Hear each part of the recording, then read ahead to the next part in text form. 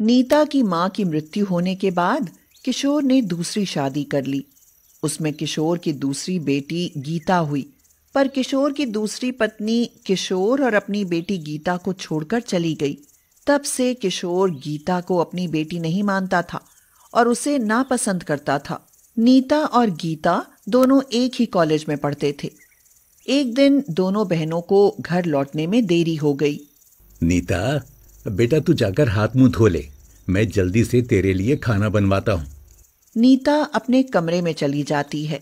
आज तुझे इतनी देरी कैसे हो गई? कल से तू कॉलेज नहीं जाएगी। पापा माफ कर दीजिए, आज कॉलेज में ज्यादा काम था।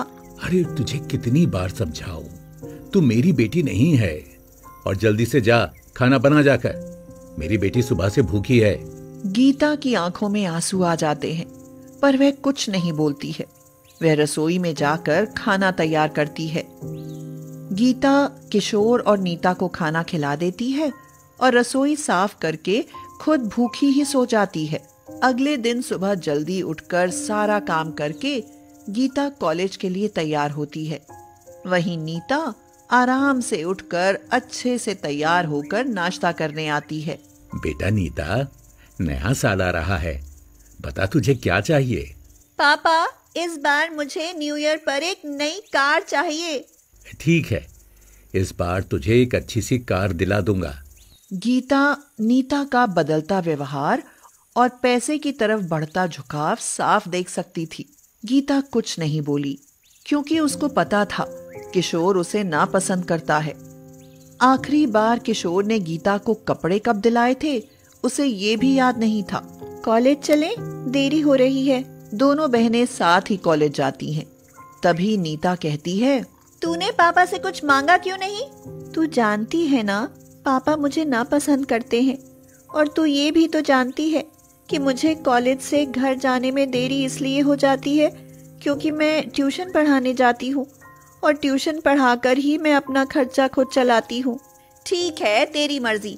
अच्छा ये बता, न्यू ईयर पर कॉलेज एक टूर लेकर जा रहा है, तू चलेगी? नहीं, न्यू ईयर पे मुझे और भी काम है, तू जा। गीता इतना कहकर अपने क्लास में चली जाती है। शाम होते ही गीता कॉलेज के बाहर खड़ी नीता का इंतजार कर रही थी। तभी कॉलेज के गेट पर एक कार रुकती है। कार का गेट खुलते ही उसमें से एक नौजवान सुंदर लड़का उतरता है। कॉलेज की सारी लड़कियां उसको ही देख रही होती हैं, पर गीता की नजरें सिर्फ नीता को ढूंढ रही थी, क्योंकि वह जानती थी घर देरी से जाने पर किशोर गुस्सा करेगा। तभी पीछे से आवाज आई, हेलो, मैं रोहन। हाय। आप थोड़ा सा साइड देंगे, मुझे अपने पापा से मिलने जाना है। हाँ बिल्कुल, माफी चाहूंगी। जी कोई बात नहीं। इतना कहकर रोहन अंदर चला जाता है। तभी गीता देखती है कि रोहन कॉलेज के प्रिंसिपल सर के पैर छूता है और उनके गले लगता है। गीता समझ जाती है कि रोहन प्रिंसिपल सर का बेटा है, जो कि विदेश से पढ़ाई करके 2 दिन पहले ही शहर लौटा है। तब तक नीता वहां आ जाती है। क्या देख रही है? कुछ नहीं, बस तेरा ही इंतजार कर रही थी। तू घर चली जा, मैं आज घर रोहन के साथ आऊंगी। तू तो जानती है ना, पापा और प्रिंसिपल सर कितने अच्छे दोस्त हैं। गीता बिना कुछ बोले घर चली जाती है और घर जाकर सारा खाना तैयार करती है। तभी कुछ देर में नीता और रोहन घर आ जाते हैं। अंदर चलो, पापा तुम्हारा इंतजार कर रहे हैं। रोहन अंदर आता है। तभी वो वहां गीता को देखता है। अरे आप यहाँ? तुम लोग मिल चुके हो? हाँ, आज ही कॉलेज में। अच्छा, ये मेरी बहन है पर सगी नहीं, इसकी माँ इसको छोड़कर चली गई थी। इतना कहकर नीता हंस दी। गीता कुछ नहीं बोली, पर रोहन समझ गया था कि नीता की बात सुनकर गीता को बहुत बुरा लगा है। तब तक किशोर वहां आ जाता है। अरे बेटा, तू कब आया? कितने सालों बाद तुझे देख रहा हूँ। बस 2 दिन पहले ही शहर आया हूँ, अब से यहीं रहूंगा। माँ के गुजर जाने के बाद पापा बहुत अकेले हो गए। पर तुमको विदेश में अच्छी जॉब मिल सकती है, तुम्हारा फ्यूचर सेट है। पापा कभी भी विदेश नहीं जाएंगे और मैं उनको अकेले नहीं छोड़ सकता, इसलिए मैं उनके पास ही रहूंगा। ये सब बातें तो होती रहेंगी। चलो, खाना तैयार है, सब खाना खाते हैं।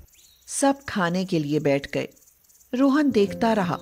गीता ने सबके लिए खाना लगाया और खुद अलग जाकर बैठ गई। तभी रोहन बोला, मुझे हाथ धोने हैं। गीता जा, रोहन के हाथ धुलवा दे। रोहन गीता के साथ जाता है। आप सबके साथ बैठकर खाना क्यों नहीं खा रही? आप बहुत नसीब वाले हैं जो आपको पापा का प्यार मिला। मुझे सुनकर अच्छा लगा कि आप अपने पापा से इतना प्यार करते हो। रोहन समझ जाता है कि गीता कितनी अकेली है। अरे वाह गीता, बहुत ही स्वादिष्ट खाना बना है। अरे नीता तो इससे अच्छा खाना बनाती है। अरे पापा, आप तो जानते हैं मुझे खाने में कोई इंटरेस्ट नहीं है, मुझे सिर्फ पैसे में इंटरेस्ट है। अच्छा रोहन, कल न्यू ईयर है, तुम घर आ जाना, हम लोग घूमने चलेंगे और मिलकर पार्टी करेंगे। अच्छा ठीक है, अब मैं चलता हूँ। अगले दिन सुबह, हैप्पी न्यू ईयर बेटा, ये लो तुम्हारा गिफ्ट। किशोर ने नीता को कार गिफ्ट की। नीता बहुत खुश थी। वहीं गीता चुपचाप ये सब देख रही थी। नीता न्यू ईयर पार्टी के लिए तैयार हो गई और रोहन का इंतजार करने लगी। नीता, मैं मंदिर जा रही हूँ। ठीक है, जा। गीता पैदल मंदिर जाती है। तभी रास्ते में उसको रोहन मिल जाता है। रोहन गीता को कार में बैठाता है और उसके साथ मंदिर जाता है। वहां दूसरी ओर नीता रोहन का इंतजार करते करते थक जाती है। पापा, मैं जा रही हूँ। मैं रोहन के लिए अपनी पार्टी मिस नहीं कर सकती। मेरे सभी दोस्त इंतजार कर रहे होंगे।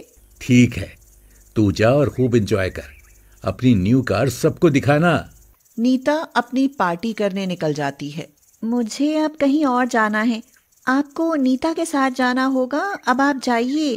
आप जहाँ भी चलें, मुझे तो आपके साथ ही चलना है। गीता वृद्धाश्रम जाती है और वहां सबको तोहफा देती है और सबके साथ बैठकर रोहन और गीता खाना खाते हैं। तुम यहाँ क्यों आती हो? मुझे कभी माँ पापा का प्यार नहीं मिला, वही पाने यहाँ आती हूँ, और यहाँ मुझे मेरी उम्मीद से ज्यादा प्यार मिलता है। गीता की सादगी रोहन को उसके करीब ले आई। रोहन गीता को बहुत पसंद करने लगा। गीता भी मन ही मन रोहन को बहुत पसंद करती थी। रोहन गीता को कॉलेज ले जाता है। वहां सभी लोग पार्टी कर रहे होते हैं। वहां गीता की बहन नीता भी थी। रोहन और गीता को साथ देखकर नीता को गुस्सा आ गया। वह सबके सामने बोली, गीता, तुझे कार नहीं मिली तो तू रोहन की कार में घूम रही है। अपनी औकात मत भूल। तुझ गरीब के नसीब में एक साइकिल तक नहीं है और सपने कार में बैठने के देख रही है। गीता सबके सामने रोने लगी। तभी पीछे से रोहन आ जाता है और नीता की ये सब बातें सुन लेता है। नीता, तुम्हें कोई हक नहीं है गीता से ऐसे बात करने का। हर चीज पैसा नहीं होता। तुम्हारे पास एक कार क्या आ गई, तुम्हारे तो तेवर ही बदल गए। गीता के लिए मैं ऐसी 10 कारें खरीद सकता हूँ। पूरे कॉलेज के सामने रोहन गीता को अपने दिल की बात कहता है। गीता, क्या तुम मुझसे शादी करोगी? गीता ने पहली बार किसी की आंखों में अपने लिए प्यार देखा था। गीता बिना कुछ सोचे समझे रोहन के गले लग गई।